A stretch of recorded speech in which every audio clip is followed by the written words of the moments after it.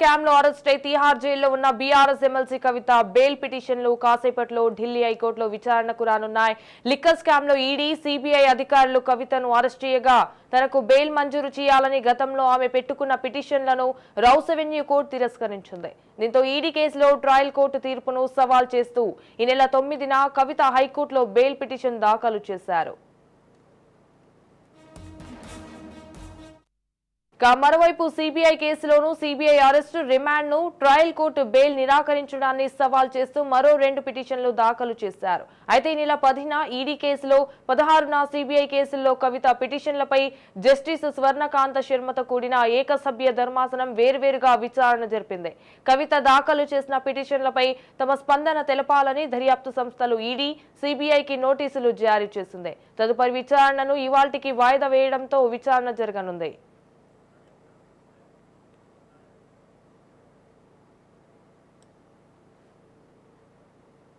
రైట్గా దీనిపై మరింత సమాచారం మా crime bureau chief Inna Reddy phone ద్వారా అందిస్తారు. ఇన్నారెడ్డి చెప్పండి, మరోవైపు సిబిఐ కేసులను అండ్ సిబిఐ అరెస్ట్, రిమాండ్ ను ట్రయల్ కోర్టు బెయిల్ నిరాకరించడాన్ని సవాల్ చేస్తూ మరో 2 పిటిషన్లు దాఖలు చేశారు అన్నట్టుగా తెలుస్తోంది. దీనికి సంబంధించిన మీ దగ్గర ఉన్న అప్డేట్స్ ఏంటి?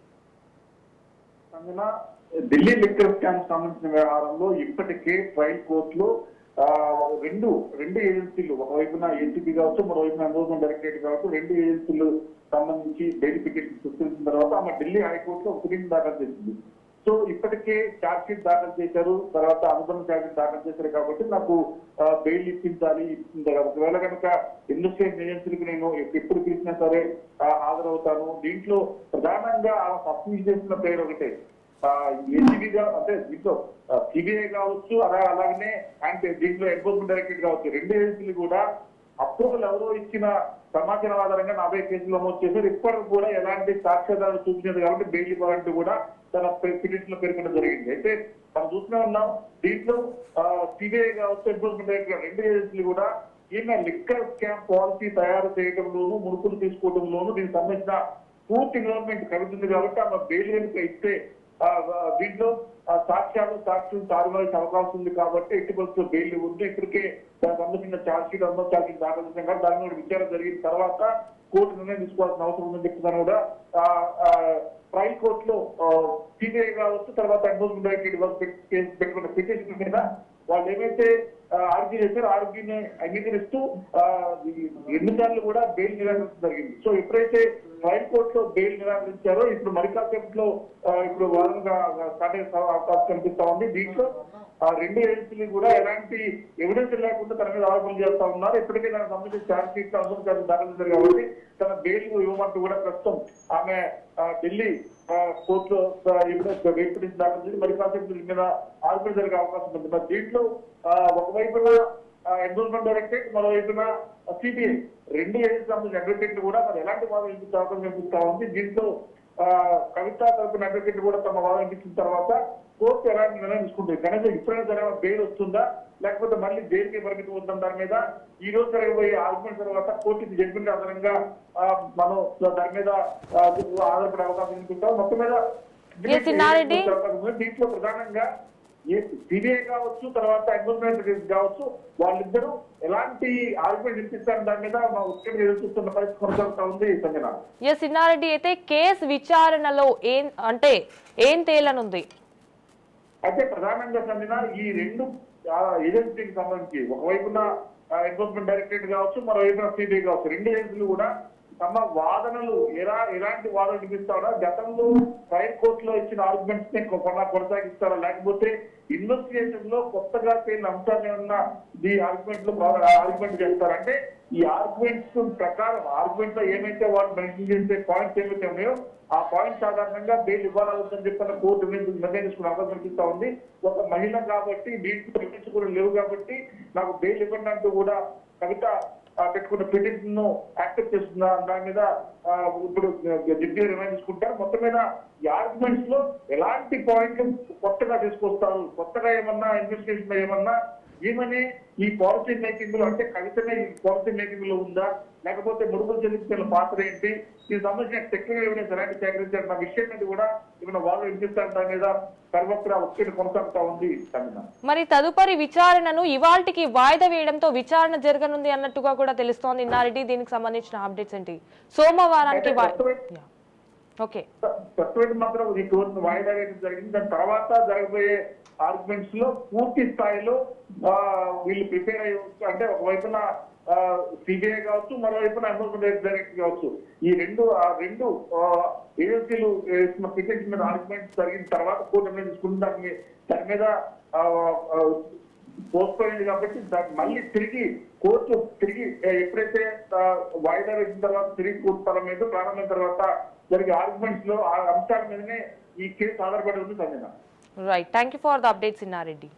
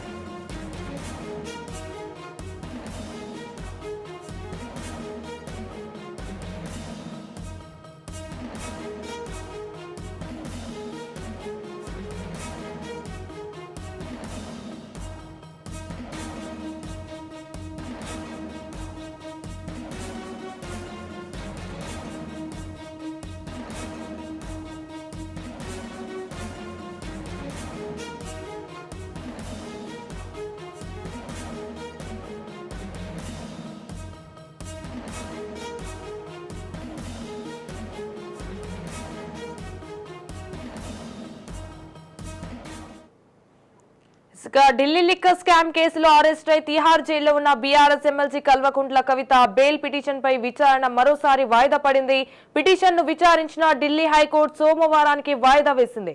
కాగా ఈడీ సిబిఐ కేసులో తనకు బెయిల్ తిరస్కరిస్తూ ట్రయల్ కోర్టు ఇచ్చిన తీర్పును హైకోర్టులో సవాల్ చేశారు.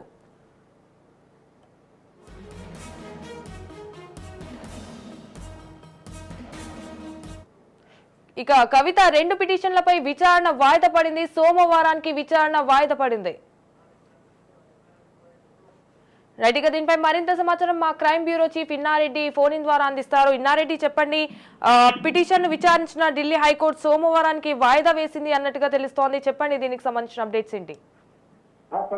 మనం గమనించవచ్చు, ఒకవైపున ఎన్ఫోర్స్మెంట్ డైరెక్టరేట్ తర్వాత ఈడీ ఇచ్చిన రెండు కేసుల్లో బెయిల్ కావాలంటూ కూడా కవిత వేసుకున్న పిటిషన్ మీద ఈ క్వశ్చన్ బెంచ్ మీదకి వచ్చిన తర్వాత దీన్ని సోమవారానికి వాయిదా వేస్తారు. అంటే దీనికి ప్రధానమైన కారణం దీంట్లో రెండు ఏజెన్సీలు, ఒకవైపున ఎన్ఫోర్స్మెంట్ డైరెక్టరేట్ కావచ్చు, మరోవైపున ఈడీ కావచ్చు, రెండు ఏజెన్సీలకు సంబంధించిన ఇద్దరు కూడా కౌంటర్ ఫైల్ చేయండి. కౌంటర్ ఫైల్ చేసిన తర్వాత దాని ఆధారంగా మరోసారి విచారణ చేస్తామని చెప్పిన కోర్టు చెప్పిన నేపథ్యంలో ప్రస్తుతం సోమవారానికి వాయిదా వేసిన సోమవారం రోజు ఈ రెండు అంటే సిబిఐ కావచ్చు, తర్వాత ఎన్ఫోర్స్మెంట్ డైరెక్టర్ రెండు ఏజెన్సీకి ఇచ్చిన అఫిడవిట్ ఆధారంగా విచారణ కొనసాగే అవకాశం కనిపిస్తా ఉంది. ఈ రెండు ఏజెన్సీలు కూడా తమ అఫిడవిట్ ను దాఖలు చేయడానికి సమయం కోరిన నేపథ్యంలో ఈ కేసును సోమవారానికి వాయిదా వేయడం జరిగింది. Sanjana. Right, thank you for the updates Inna Reddy.